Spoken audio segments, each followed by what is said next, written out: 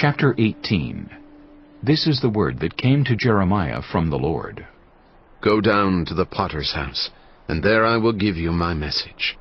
So I went down to the potter's house, and I saw him working at the wheel. But the pot he was shaping from the clay was marred in his hands. So the potter formed it into another pot, shaping it as seemed best to him. Then the word of the Lord came to me. He said, "Can I not do with you, Israel, as this potter does, declares the Lord? Like clay in the hand of the potter, so are you in my hand, Israel. If at any time I announce that a nation or kingdom is to be uprooted, torn down and destroyed, and if that nation I warned repents of its evil, then I will relent and not inflict on it the disaster I had planned. And if at another time I announce that a nation or kingdom is to be built up and planted, and if it does evil in my sight and does not obey me, then I will reconsider the good I had intended to do for it. Now therefore say to the people of Judah and those living in Jerusalem, this is what the Lord says.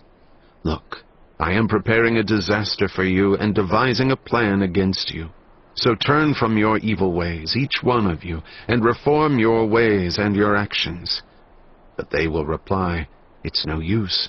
We will continue with our own plans. We will all follow the stubbornness of our evil hearts." Therefore this is what the Lord says. Inquire among the nations. Who has ever heard anything like this? A most horrible thing has been done by virgin Israel. Does the snow of Lebanon ever vanish from its rocky slopes? Do its cool waters from distant sources ever stop flowing? Yet my people have forgotten me. They burn incense to worthless idols, which made them stumble in their ways, in the ancient paths.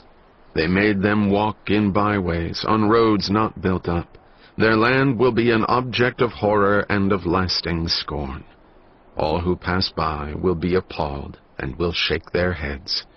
Like a wind from the east, I will scatter them before their enemies. I will show them my back and not my face in the day of their disaster. They said, "Come, let's make plans against Jeremiah, for the teaching of the law by the priest will not cease, nor will counsel from the wise, nor the word from the prophets. So come, let's attack him with our tongues and pay no attention to anything he says."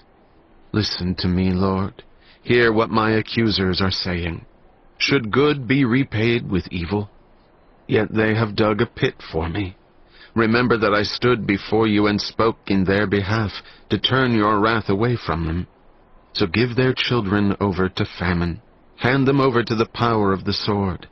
Let their wives be made childless and widows. Let their men be put to death, their young men slain by the sword in battle. Let a cry be heard from their houses when you suddenly bring invaders against them, for they have dug a pit to capture me, and have hidden snares for my feet. But you, Lord, know all their plots to kill me. Do not forgive their crimes or blot out their sins from your sight. Let them be overthrown before you. Deal with them in the time of your anger.